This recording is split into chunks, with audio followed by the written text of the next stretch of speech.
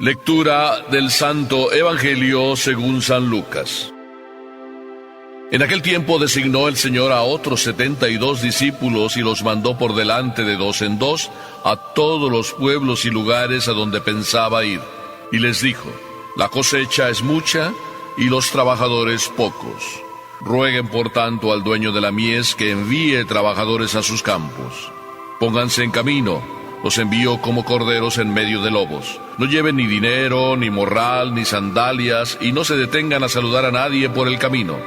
Cuando entren en una casa, digan: que la paz reine en esta casa. Y si allí hay gente amante de la paz, el deseo de paz de ustedes se cumplirá. Si no, no se cumplirá. Quédense en esa casa, coman y beban de lo que tengan, porque el trabajador tiene derecho a su salario. No anden de casa en casa. En cualquier ciudad donde entren y los reciban, coman lo que les den. Curen a los enfermos que haya y díganles: ya se acerca a ustedes el reino de Dios. Pero si entran en una ciudad y no los reciben, salgan por las calles y digan: hasta el polvo de esta ciudad que se nos ha pegado a los pies, nos lo sacudimos en señal de protesta contra ustedes. De todos modos, sepan que el reino de Dios está cerca. Yo les digo que en el día del juicio, Sodoma será tratada con menos rigor que esa ciudad. Palabra del Señor.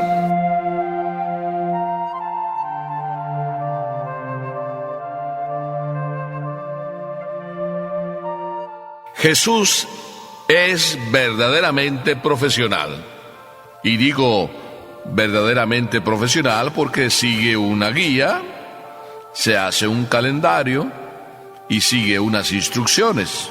Toda una metodología, todo un programa verdaderamente organizado de trabajo espiritual y misionero. Conocí a unos compañeros míos misioneros y verdaderamente maravilloso, puedo decir, es su trabajo sacrificado, heroico, porque empezaron a abrir camino en tierras salvajes, con indios casi todos ellos desconocedores del Evangelio, abriendo caminos, sí, en la selva, tratando de construir iglesias, y no solo eso, tratando de encontrar los pueblos perdidos también en medio de la selva.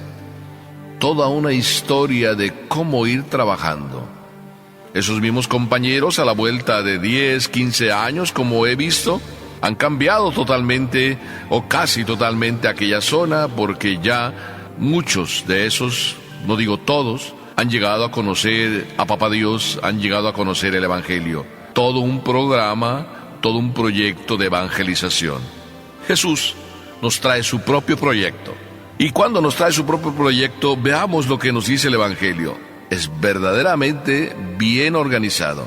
Dice el Evangelio que Jesús envió a 36 parejas, porque eran 72 discípulos los que envió, y los envió de dos en dos.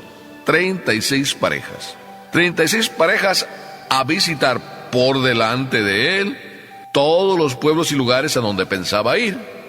O sea que se programó casi, bueno, no casi, por un año, y se programó por un año pensando en que en cada uno de esos pueblos, así me lo imagino yo, estaría 2-3 semanas.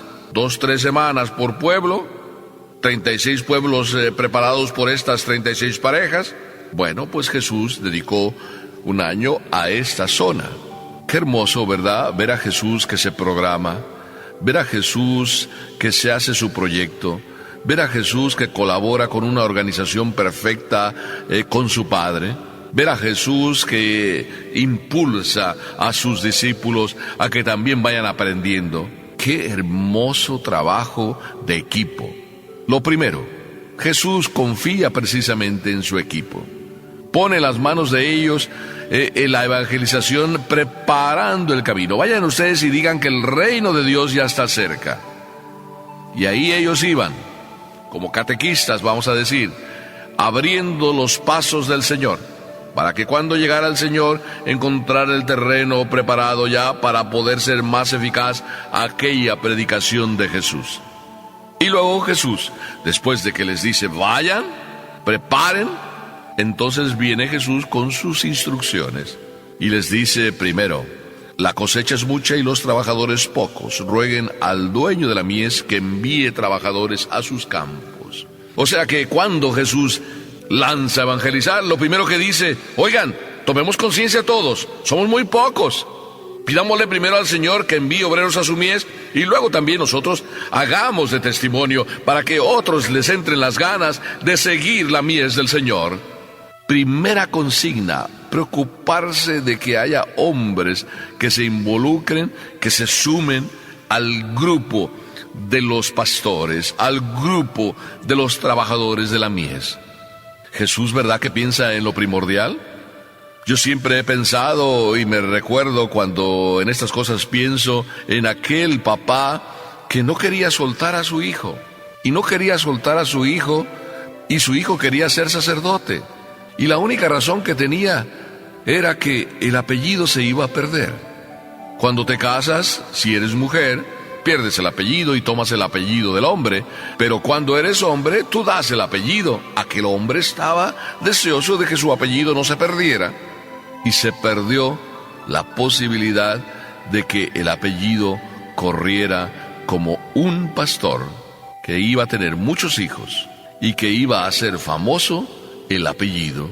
Jesús, cuando nos invita a que hagamos famoso el apellido de Papá Dios, a que hagamos famoso el apellido de la iglesia, a que hagamos crecer la fe y el amor en los corazones. ¿Qué mejor apellido que tener fe? ¿Qué mejor apellido que conservar el amor de Dios? ¿Qué mejor alegría que conservar la esperanza en el reino de Dios? Pero a veces se nos olvidan las cosas. Y se nos olvidan y nos volvemos egoístas y no pensamos en lo más grande: rogar al dueño de la mies que envíe obreros a su mies.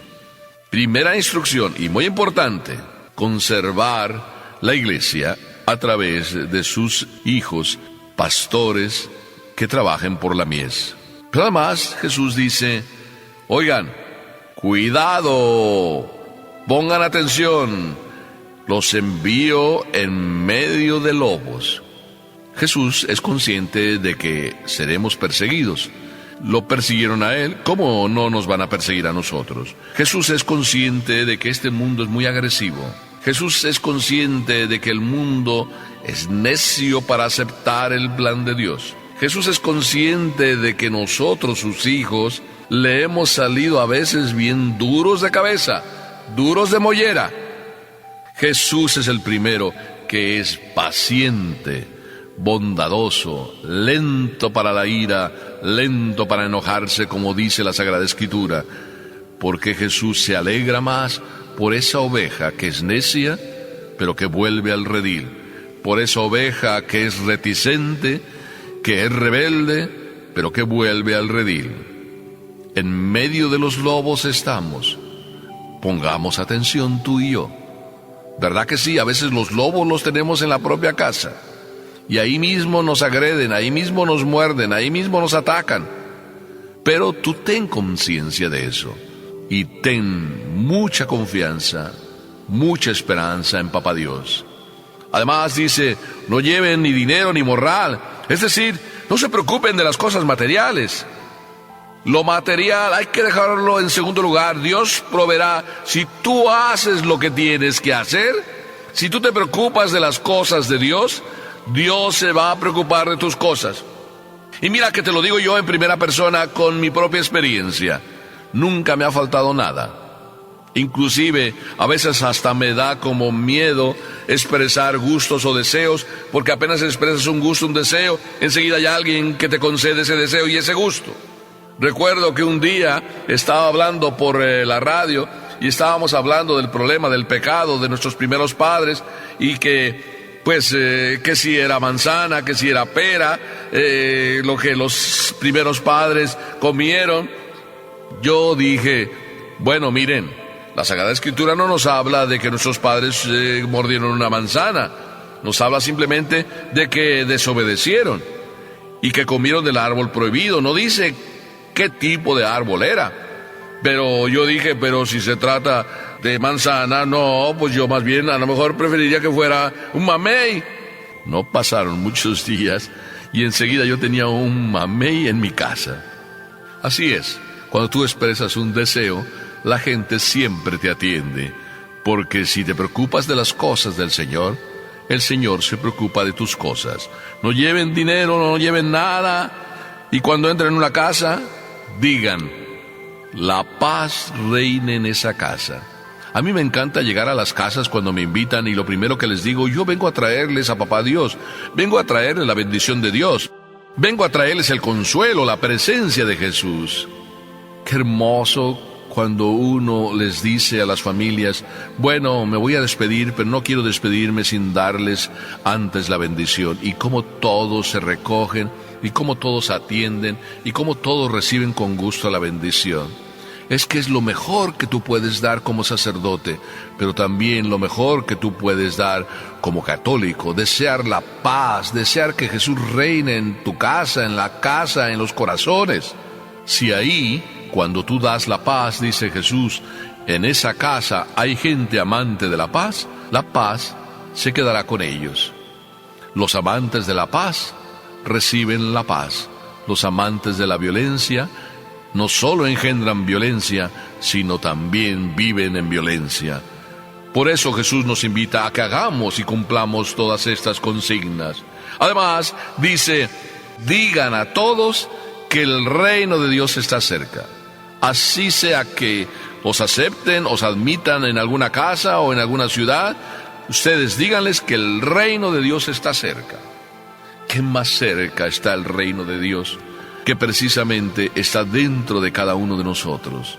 Si tú y yo descubriéramos, si tú y yo aprovecháramos, si tú y yo nos nutriéramos constantemente de ese reino de Dios que ya en tu corazón está desde el primer instante en que en el bautismo recibiste la gracia de Papá Dios, hijo mío, te estás perdiendo lo más grande: vivir lo que ya tienes, aprovechar lo que ya tienes. Eso es lo que cada misionero, eso es lo que Papá Dios vino a traernos: el reino de Dios, la vida del amor, la vida de la gracia. Para eso fueron estas 36 parejas, para decirles a todos que el reino de Dios está cerca y que Jesús no tardará en llegar. Que nosotros también digamos a la gente lo mismo: el reino de Dios está cerca, Jesús no tardará en llegar, no te lo pierdas. Amén.